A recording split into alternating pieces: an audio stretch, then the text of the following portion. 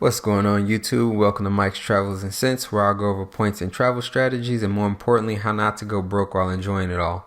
If that sounds good to you, stick around for the rest of the video. And if you enjoy the content, give me a like. And if you really enjoy it, consider subscribing because there's a lot more content like this on the way and you don't want to miss it.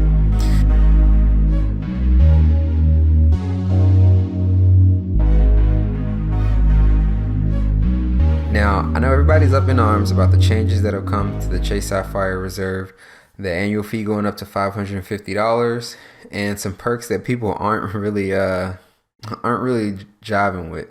Jiving, I don't know, does anybody say jiving anymore? Anyway, but in my pursuit to try and find a silver lining in all this, I stumbled across what I feel is quite a big point earning opportunity that Chase has created, and it's what I'm nicknaming the quadruple tap. It's essentially pretty much you're earning points across 4 different point currencies with every Lyft purchase, and I'm going to break this down. So obviously you have the 10x points, the ultimate reward points, just for using your Chase card to ride Lyft. And I know this is a limited time, but that's what we're working with. So right off the bat, that's at least 20, not at least, that's what some people would consider up to 20% in value, those ultimate reward points if you're getting 10x. And then you also get 25 membership reward points if you use Lyft through Rakuten, which unless your Lyft ride is going to cost more than $25, that's essentially and in some cases more than 1 membership reward point per dollar. Remember that's a flat 25 membership reward points. So even if your ride is less than $25, you're kind of getting a multiplier off Rakuten.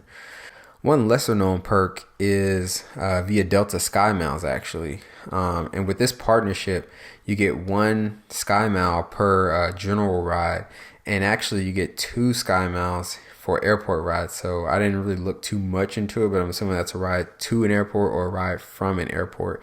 You're going to get 2 Sky Miles per dollar, which depending on how you value those Sky Miles, that could be 2.8 to 3.6% back with that times 2 multiplier. And obviously you would have those values if it's just a 1x. And next up we have Hilton Honors, which is the last point earning opportunity I actually discovered. With Hilton Honors, you're going to get 3 Hilton Honors points per dollar, which is pretty standard because if you look at their credit cards, the base earning rate for those cards is 3 Hilton Honors points. So that's pretty standard. It's almost like the equivalent of 1x. But yeah, so Delta Sky Miles, Hilton Honor, membership rewards, and ultimate rewards. You're hitting 4 point currencies off 1 transaction. And I'm going to make a separate video on the powerhouse that is Rakuten, because I think that is a entity that deserves a video on its own. And going forward, I think it'll be even more lucrative if somehow Lyft went the Uber route and had, not Uber Eats, but like Lyft dining or so. But I don't think that's going to happen a la, DoorDash. So I don't think Chase would want those 2 companies or one company cannibalizing the other. A pro tip, if you've never actually used Lyft, is to sign up, and you usually can get, I've seen up to $20 in Lyft credit. And so that'll be a very cheap way to kind of hit all those multipliers. I know most YouTubers are against kind of going out of your way for credit card perks and points, but I think when you're getting in the realm of like 20+% back, that's plenty of excuse to kind of go out of your way. But I want to know what you guys think. I think this is a very interesting situation that Lyft is in, and that Chase has kind of created with that big 10x multiplier. I mean, it was already a triple tap, but this is pretty big. Is this enough to make you reconsider closing your Chase Sapphire Reserve for those that already had it? But yeah, please add your thoughts below. I really want to know what you guys think.